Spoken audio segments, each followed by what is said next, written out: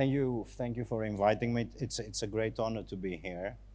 Let me begin with a few thoughts because I think that so many things have been unfolding during the recent years that we here in Greece sometimes forget that beginning with the 2008 crisis, we basically endured a crippling depression.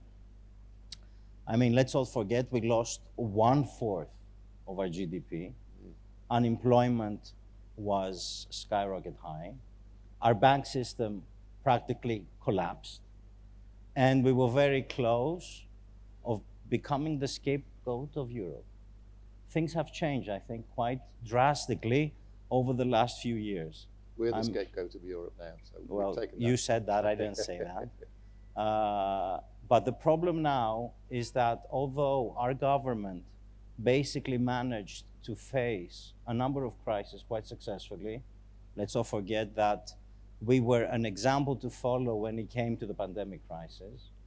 I think that we've managed quite efficiently when it comes to the energy crisis, and we always have to face a very interesting neighbor, and we also faced, I think, quite efficiently the crisis that had to do with all the immigration flows. Where does our agenda, my ministry, come to play in this whole picture?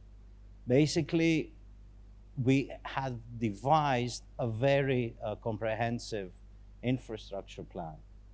And this was quite ambitious because when we came in power, we said that we're going to go through a process of basically constructing projects of 13 billion. As of today, we have tendered 10 billion and contractualized 4 billion. This is the biggest construction plan after the 2004 Olympic Games.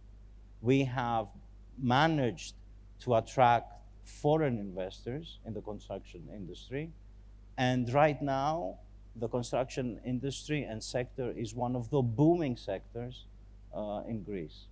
We have a number of projects that are unfolding, and these projects basically have a coherence, and I want to basically emphasize that.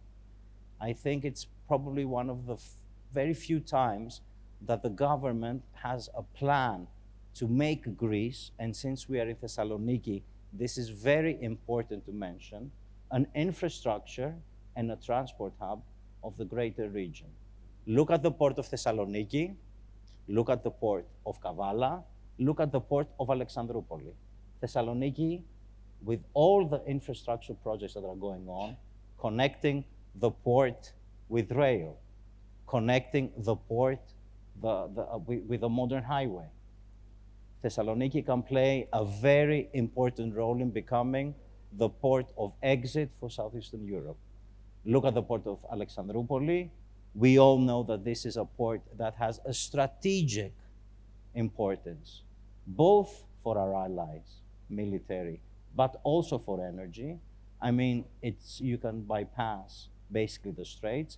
But in order to do that, we have tendered 5 billion euros worth of rail projects that are going to be ready by 2027, 2028, because we have already agreed with the European community to change the whole system of producing rail projects in Greece that were a disaster for so many years, overshooting of budgets, delays, and all those things that basically made those projects impossible to complete.